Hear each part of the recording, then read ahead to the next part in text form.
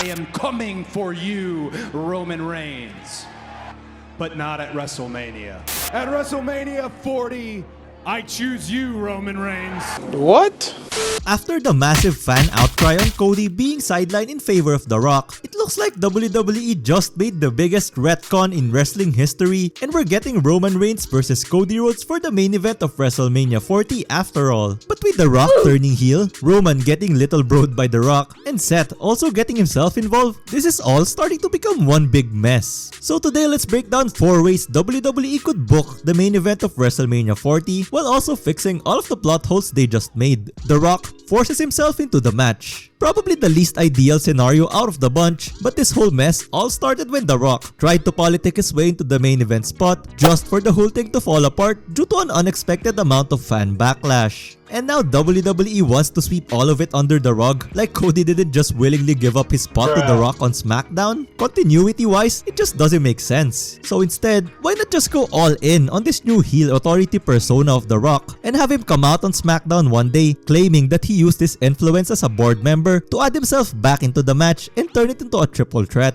This would basically recreate the main event of both WrestleMania 20 and 30, where the underdog babyface goes up against 2 bigger names and overcomes the odds. And the way this could play out during the match itself is by having both of them gang up on Cody, but then a mistimed spear takes out Rock, allowing Cody to take advantage and get the win. Then, after the match, The Rock would give Roman the rock bottom as a receipt, setting up a potential one-on-one match at next year's WrestleMania. Real quick, we're trying to get to 1,000 subs by the end of March, so your subscription would really mean a lot.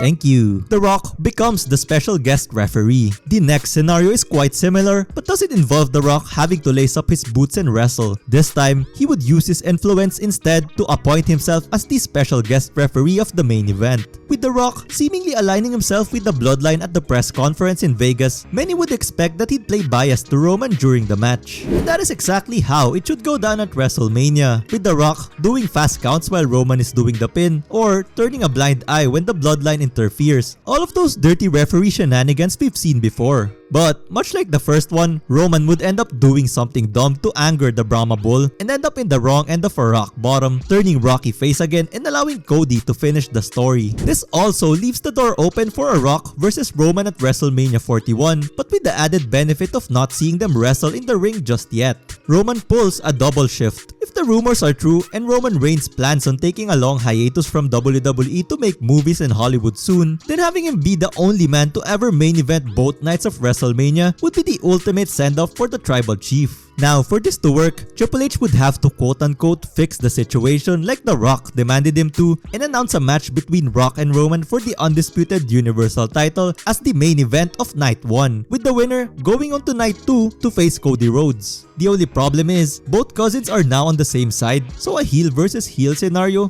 doesn't seem very enticing. So, WWE would have to turn Rocky face again fast, which wouldn't be too hard since, I mean, it's The Rock we're talking about here. And the way I could see this happening would be something like this. A month before their match, the tribal chief would have the Bloodline launch a surprise assault on The Rock on SmackDown. Think of a brutal, almost hard to watch attack. Powerbomb through the table, his head bashed through the steel steps, and a chair spot Solo does in the corner make it look like they just beat their own flesh and blood within an inch of his life. Why? Because of good old jealousy. Roman feels like he's been upstaged and treated like a lil bro by The Rock, so in order to assert his dominance as the head of the table, he makes an example out of his own cousin. Having the angle happen a month away also gives him time to sell the injury. And at WrestleMania, Roman squashes a weakened Rock but then loses to Cody after a hard-fought battle. But then that leaves the question, what about Seth Rollins? Never would I have thought this idea to even be a thing up until now, but what if Seth Rollins faces The Rock for the World Heavyweight Championship at the main event of Night 1. During a recent interview, Rollins was asked about The Rock, where he said this: "We don't need you, we love to have you, but we don't need you, big guy." That, and the fact that Seth stepped up to him during the press conference, can be used as fuel to this feud.